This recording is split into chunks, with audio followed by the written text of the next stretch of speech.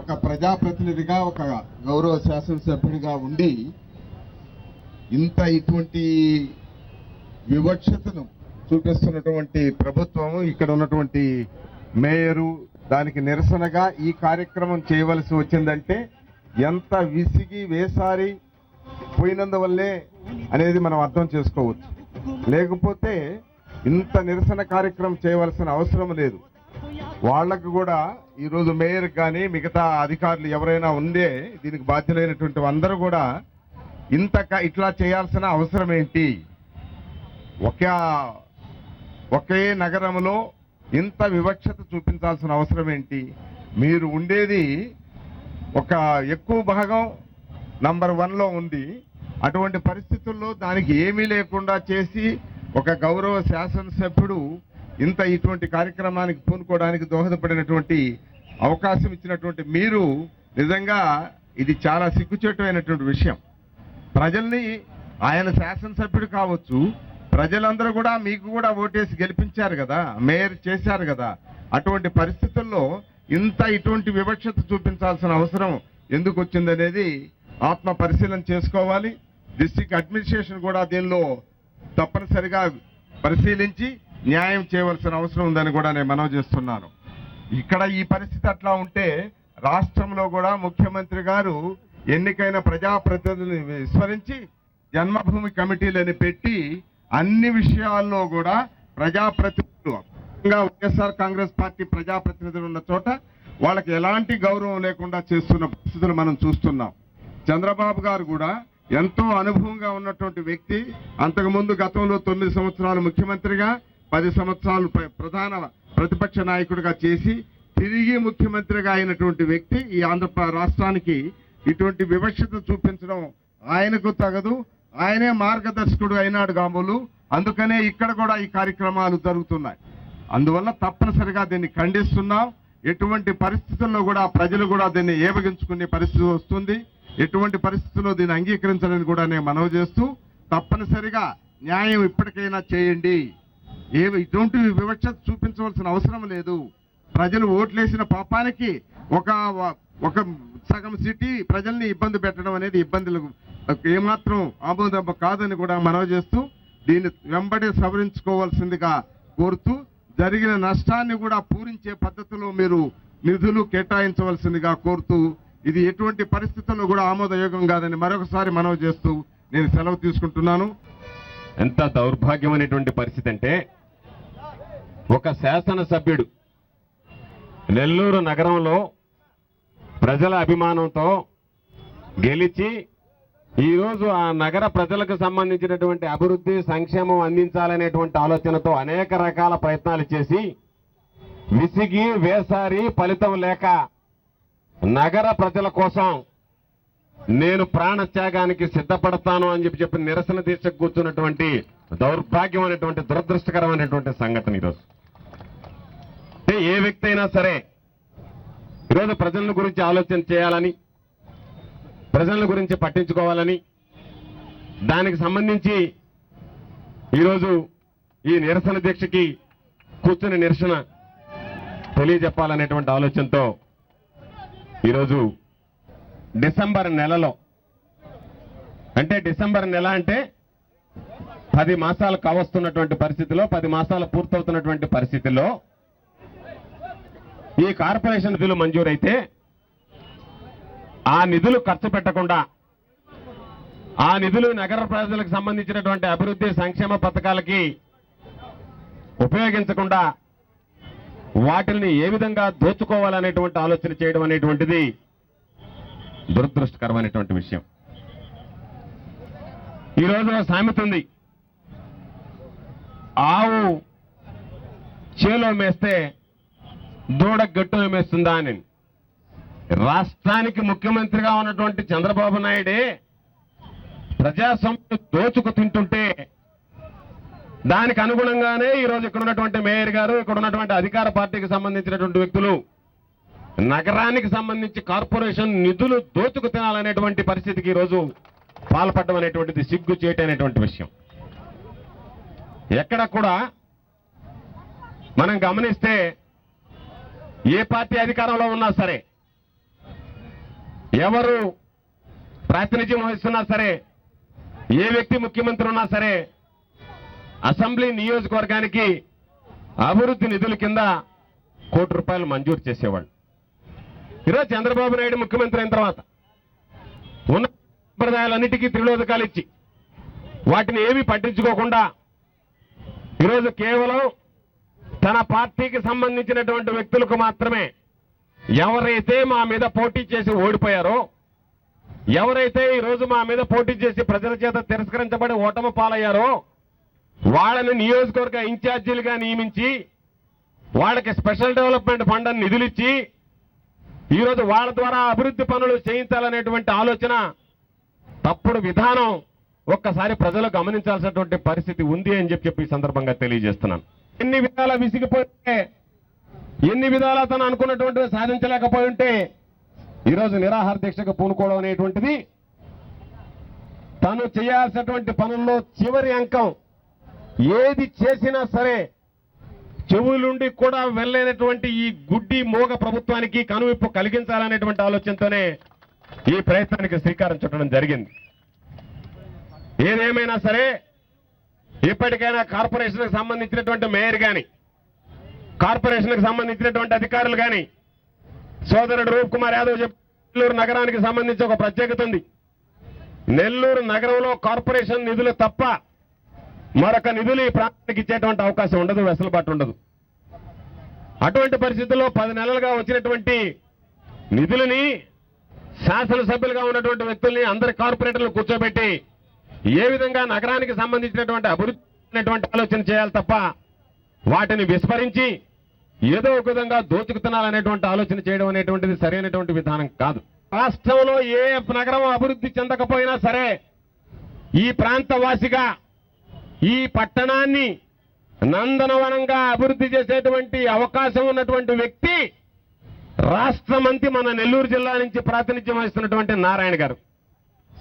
పాపం నారాయణ గారిని చూద్దామా అంటే ప్రజలకు కనపడడు. బ్రహ్మ ముహూర్తాన తిరుగుతాడంట. రాత్రి పొద్దుపోయిన తర్వాత, అందరూ నిద్రపోయిన తర్వాత సర్ప్రైజ్ చెకింగ్కి వస్తానన్నాడు. అంటే ప్రాంతంలో ఉండేటువంటి సమస్యలు నువ్వు సర్ప్రైజ్ చెకింగ్కి వస్తే ఎవరు వచ్చి నీకు 12 గంటలు 1 గంటలప్పుడు విన్నవించుకుంటారు నారాయణ గారు? ప్రజా సమస్యలు తెలుసుకోవడానికి రాత్రి 1 గంటల నుంచి ఏకుజామున 3 గంటల వరకు సమయం కేటాయించుకుంటే నీకు ఎవరొచ్చి ప్రజల సమస్యలు చేస్తారు? నువ్వు ఏమి ఆకస్మిక తనిఖీలు చేస్తావు? నీ ఆకస్మిక తనిఖీల్లో బయటపడింది ఏంది? నువ్వు నెల్లూరు పట్టణానికి ఉద్ధరించినటువంటి సందర్భం ఏదన్నా ఉందా? కాబట్టి అదొక దౌర్భాగ్యమైనటువంటి పరిస్థితి. అన్నీ ఉన్నా సరే అల్లుడు నోట్లో శనిగా కేంద్రానికి సంబంధించి వెంకయ్యనాయుడు గారు ఈ జిల్లాకు ప్రాతినిధ్యం వహిస్తున్నాడు.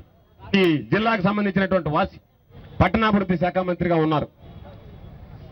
ఈరోజు నిధులు ఇస్తామని చెప్పినా మేయర్ గాని రాష్ట్ర మంత్రి గాని ఈ ప్రాంతాలను అభివృద్ధి చేయాలనేటువంటి ఆలోచన చేయటంలే.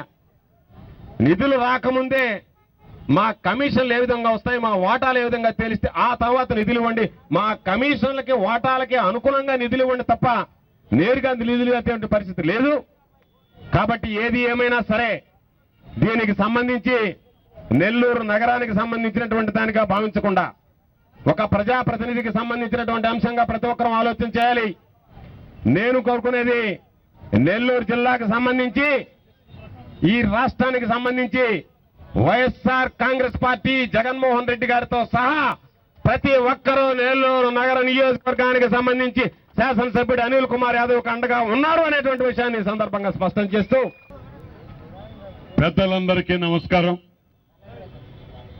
ఈరోజు ఈ నెల్లూరు నగర కార్పొరేషన్లో నగర పరిధిలోని వార్డులలో కానివ్వండి, మరి అదేవిధంగా శివారు ప్రాంతాల్లో కానివ్వండి, కార్పొరేషన్ యొక్క నిధులు సరైన వాటాలో అభివృద్ధి కార్యక్రమాలకి ఇవ్వటం లేదనేటటువంటిది ఎంతో కాలంగా కార్పొరేటర్లు మరియు శాసనసభ్యుడు అందరూ కూడా మున్సిపల్ మీటింగుల్లో ప్రశ్నించడం జరిగింది. మరి ఆ దిశగా చర్యలు తీసుకోవాలని మున్సిపల్ కమిషనర్ గారిని అందరిని తెలుగుదేశం పార్టీ ఈరోజు అధికారంలో ఉంది కాబట్టి కార్పొరేటర్లకి వాళ్ళ పార్టీ ఇన్ఛార్జీలు చెప్పిన వాళ్ళకే అన్ని విధంగా ఈ నగర కార్పొరేషన్ యొక్క విధి నిర్వహణ సాగుతూ ఉన్నది. 2 రోజుల నిరాహార దీక్ష కూర్చున్నాడండి. అంతే తప్ప చాలా మంది మాట్లాడారు. కనపడలేదా ఇతను? ఇంతకు ముందు మీ వార్తల్లో లేడా ఇతను? ప్రతిరోజు కనపడుతున్నాడు టీవీలో. కాబట్టి ఇటువంటి పనికి మాలిన మాటలు మాట్లాడే బదులు ఒక్కసారి మీ నిధుల పంపకం ఏ విధంగా చేశామని మీరు సమీక్ష చేసుకోండి. ఎస్సీలు ఎక్కడున్నారు? మీరు ఇచ్చిన నిధులు ఎక్కడున్నాయి? ఏ వార్తల్లో ఉన్నాయి? తెలుగుదేశం పార్టీ వాళ్ళని ఇదే సభావేది మీదకి ఆహ్వానిస్తున్నాం. మీరు వచ్చి చెప్పండి. తప్పు అయితే మిమ్మల్ని క్షమించమని అడిగేదానికి కూడా ఈ శాసనసభ్యుడు సిద్ధంగా ఉన్నాడు అని చెప్పి నేను మనవి చేస్తూ, ఈ జిల్లాలోని వైసీపీ పార్టీ నాయకత్వం గాని కార్యకర్తలు గాని ప్రతి ఒక్కరూ ప్రజా సమస్యల పరిష్కారానికి ఏ కార్యకర్త నాయకుడు నడుం బిగించినా ఒక్క మాట మీద ఒక్క తాటి మీద సంఘీభావం తెలుపుతూ అతనికి అండగా అహర్నిశో ఉంటామని చెప్పి మనవి చేస్తూ, 2.5 సంవత్సరంగా నేను శాసనసభ్యుడు అయిన తర్వాత నెల్లూరు నగరానికి సంబంధించి 28 డివిజన్స్ ఉంటే అనేక ప్రాంతాల్లో పనుల కోసం మేము కానీ మా డిప్యూటీ మేయర్ దగ్గర నుంచి మా ఫ్లోర్ లీడర్ నుంచి మా కార్పొరేటర్లు అందరూ నెల్లూరు నగరానికి సంబంధించి నిధులు ఇవ్వమని చెప్పి అనేక సార్లు చెప్పడం జరిగింది.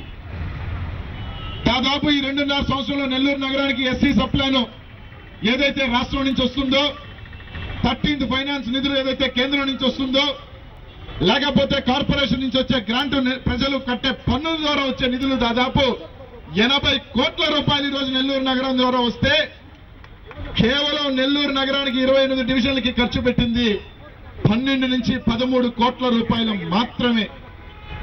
ఈ విపక్ష చూపించొద్దు. అనేక సార్లు మేము గొంతెత్తినా మంత్రి గారు స్పందించలా, మేయర్ గారు స్పందించలా, కమిషనర్ గారు స్పందించలా. ఇదే కాకుండా ప్రతి నియోజకవర్గానికి రాష్ట్రం అంతా 1000 పెన్షన్లు ఇచ్చారు. కానీ నెల్లూరు నగరానికి వచ్చేటలకే 700 పెన్షన్లు మాత్రమే శాంక్షన్ చేశారు. 3500 మంది అర్హులు ఇంకా పెన్షన్ల కోసం అక్క చెల్లెళ్ళు, వితంతువులు, వృద్ధులు అందరూ కూడా వెయిట్ చేస్తుంటే కేవలం 700 పెన్షన్లు ఇచ్చి సరిపెట్టుకున్నారు.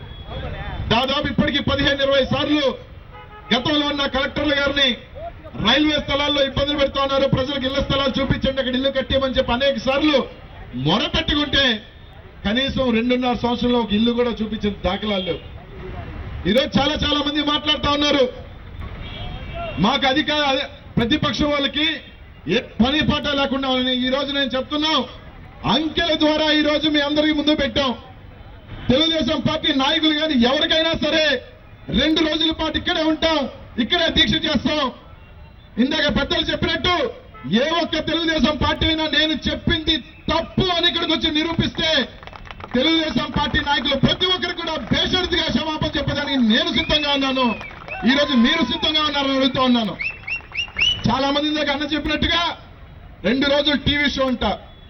ఈ రోజు తెలుగుదేశం పార్టీ నాయకులు ప్రతి ఒక్కరికి అడుగుతూ ఉన్నా, 2009లో నేను శాసనసభ్యుడిగా పోటీ చేసిన రోజు నుంచి ఈ రోజు దాకా నేను ఎక్కువ రోజులు టీవీలో కనిపించానా, ప్రజల దగ్గర ఉన్నానా, మీలో ఎవరైనా ఉన్నారా అని చెప్పి దమ్ముంటే ముందుకు సాగమని చెప్తున్నా.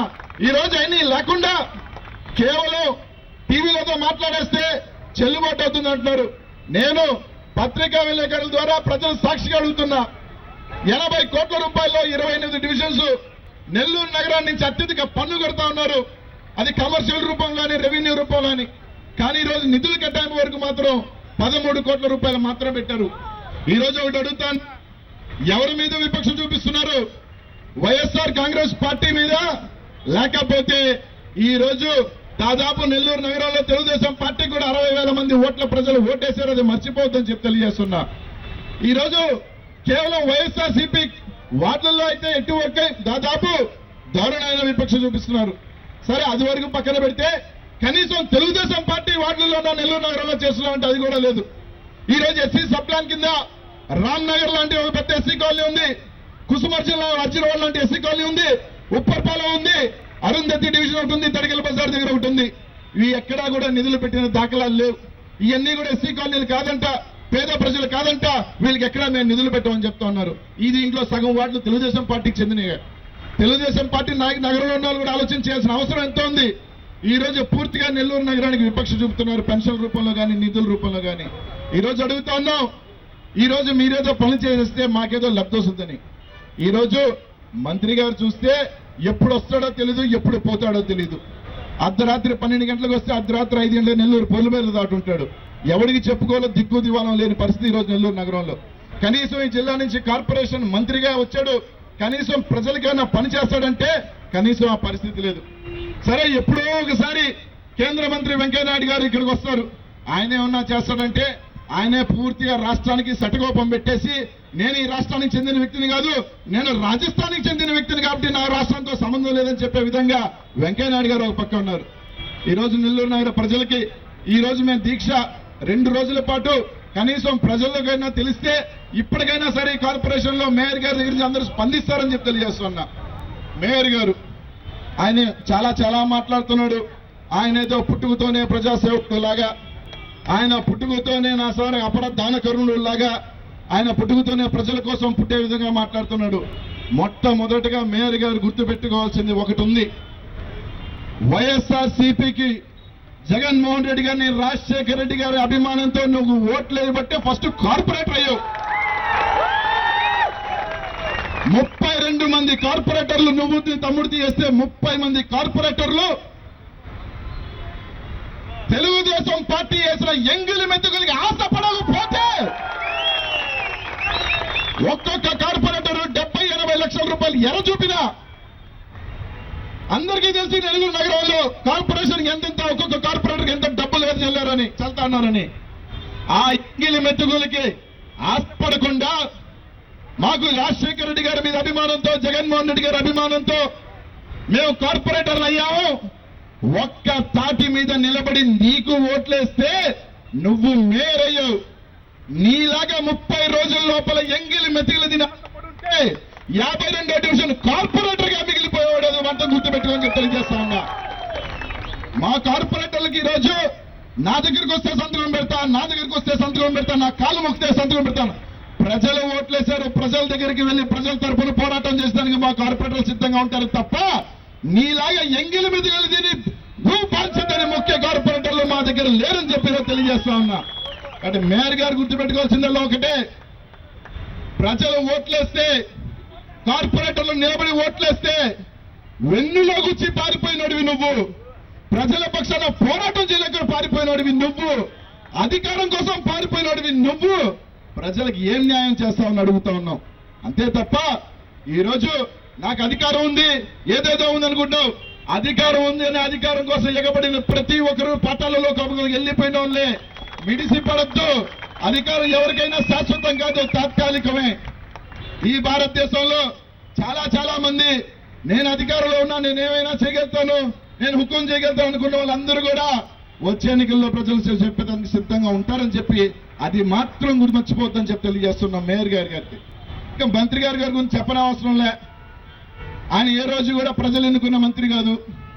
కనీసం ప్రజల సమస్యలు కానీ, ప్రజల బాధ కానీ, ప్రజలు ఎలా ఉన్నారని తెలుసుకునే దానికి ఆయన మంత్రి. కేవలం సూట్ కేసులు ఇచ్చి ప్రజల దగ్గర నుంచి పిండి వసూలు చేసి ప్రజల రక్తంతో డబ్బు సంపాదించి ఆ డబ్బుతో చంద్రబాబు నాయుడు గారికి ఇచ్చి మంత్రి పదవి తీసుకున్న మంత్రి గారు నారాయణ గారు. ఆయనకి ఏ రోజు ప్రజా సమస్యల మీద పట్టదు. ఏమన్నా అంటే డబ్బులు ఇచ్చి నేను ఎమ్మెల్సీ ఇచ్చి మంత్రి అవుతాను, నాకు ప్రజలతో ఏం సంబంధం అని చెప్పే పరిస్థితిలో ఈరోజు మంత్రి గారు ఉన్నారు. దానికి నిలువెత్తు ఒక చిన్న ఉదాహరణ చెప్తాను.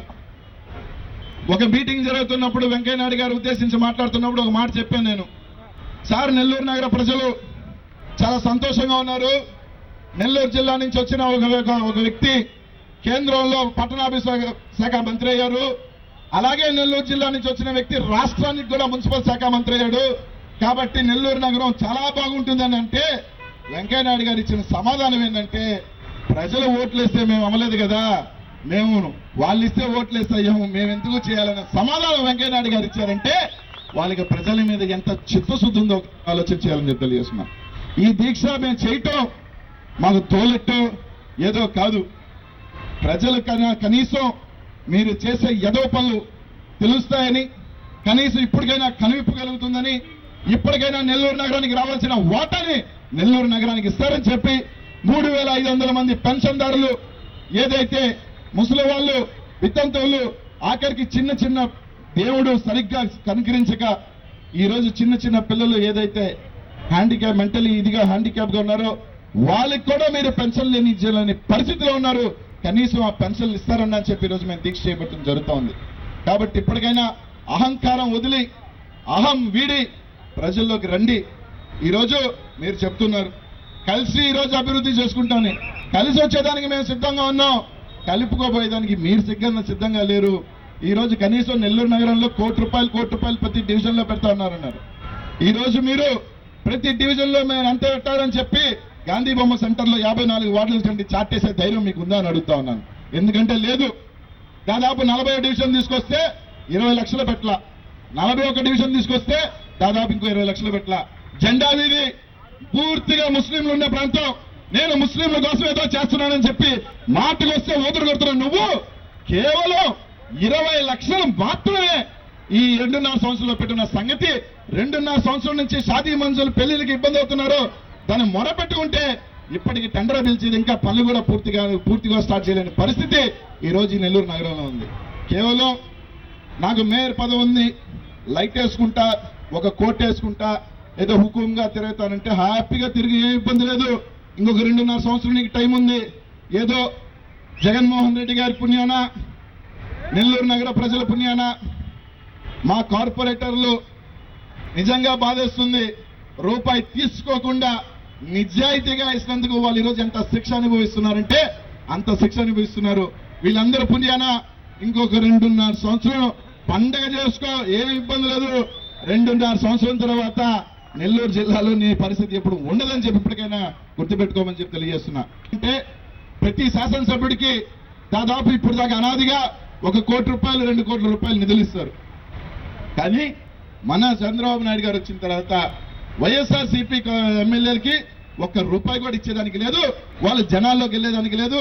ఇస్తే వాళ్ళు ఎక్కడ పనులు చేస్తారని చెప్పి ఆ ఇచ్చే 2 కోట్లు కూడా పూర్తిగా ఎమ్మెల్యేలకు ఎదురేసిపోయి ఎమ్మెల్యేల మీద ఓడిపోయిన అభ్యర్థులకి ₹2 కోట్ల ఇచ్చి వాళ్ళ ద్వారా కమిషన్లు తీసుకుంటున్న ముఖ్యమంత్రి బహుశా ఈ భారతదేశంలోనే ఎక్కడ ఉండడని చెప్పి తెలియజేస్తా ఉన్నా. చంద్రబాబు నాయుడు గారు, యనమల రామకృష్ణ గారు అసెంబ్లీలో చెప్తారు, మీరు మా దగ్గరికి వచ్చి ఇస్తే మేము ఇస్తామని.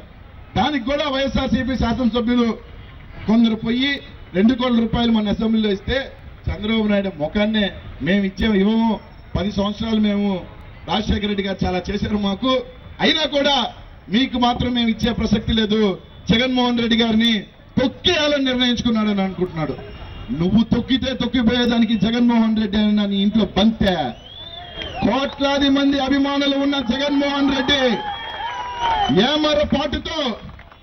ఏమరపాటులో సింహం ఒక్క చిన్న కునుకులో దెబ్బలో కొట్టేశావు. ఏ ఇబ్బందిలా, ఒక దెబ్బ తగిలినంత మాత్రాన జగన్మోహన్ రెడ్డి గారు ఎక్కడికి వెళ్ళరు. 12 అడుగుల ముందు పంజా విసరబోయేదానికి సిద్ధంగా ఉన్నాడు 2019 అని చెప్పి చంద్రబాబు నాయుడు గారికి తెలియజేస్తున్నా. ఆయనకి ఎలాగో మతి మరుపు పిచ్చొచ్చేసింది. నేనే గొప్ప అనుకుంటా ఉన్నాడు చంద్రబాబు నాయుడు గారు. 2019